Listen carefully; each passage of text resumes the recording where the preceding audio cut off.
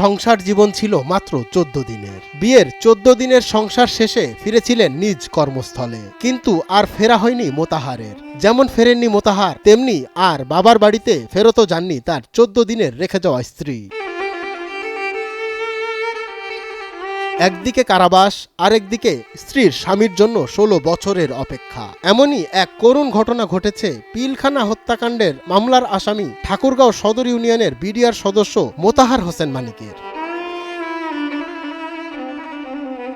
সম্প্রতি বাড়ি ফিরেছেন মোতাহার হোসেন। ফিরে এসে দেখেন 14 দিনের সংসারে রেখে যাওয়া স্ত্রী 16 বছর ধরে অপেক্ষায়রত। তা দেখে কোনোভাবেই কান্না থামছে না মোতাহারের। স্ত্রীর এমন ভালোবাসা পেয়ে মুগ্ধ সাবেক এই বিডিআর সদস্য।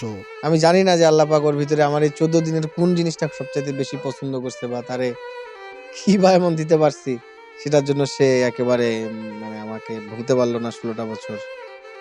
তবে ওর ব্যাপারে আসলে যাই বলি না কেন ছোট হয়ে যায়, ওয়ার্ডটা অনেক ছোট হয়ে যায়। ভালোবাসি, সম্মান করি। এখনো জেলখানায় যারা একই মামলায় কারাবন্দী রয়েছেন তাদের মুক্তির পাশাপাশি যাদের জন্য সাবেক এই বিডিআর সদস্যর জীবন থেকে 16টি বছর চলে গিয়েছে, তাদের সর্বোচ্চ শাস্তি দাবি মোতাহারের। এই একই মামলায় যারা এখনো আছে নির্দোষ নিরপরাধ হয়ে, আমি চাই তাদেরকে দ্রুত মুক্তির ব্যবস্থা করে দেওয়া হোক। আর যারা অপরাধী ভাই, আমি যার জন্য জেল খাটছি, 16 বছর আমার জীবন থেকে চলে গেছে, আমার পরিবারের জীবন থেকে চলে গেছে, আমরা অনেক কষ্ট করছি ভাই। একটা কথাই শুধু বলতে চাই, যার জন্য আমি জেল খাচ্ছি সর্বোচ্চ শাস্তি চাই তাদের। মায়ের 5টি সন্তানের মৃত্যুর পর এসেছিলেন ছেলে মোতাহের। 16টি বছর পর তাকে পেয়ে আবেগ আপ্লুত মা, বউ সহ পুরো পরিবার। যার 5 ছেলে যাওয়ার পর 1 ছেলে থাকে, সেই ছেলে যদি জেলখানায় থাকে সে মা কি ভালো থাকতে পারে বাবা বলো? কান্দে কান্দে কান্দে কান্দে আমার চোখের পানি শেষ। টেনশন করতে করতে করতে করতে আমাদের দেওয়ালে পিঠ লাগে গেছে বাবা।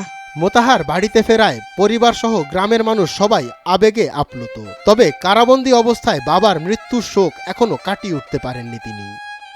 মঞ্জুর এ মাওলা, নয়া দিগন্ত।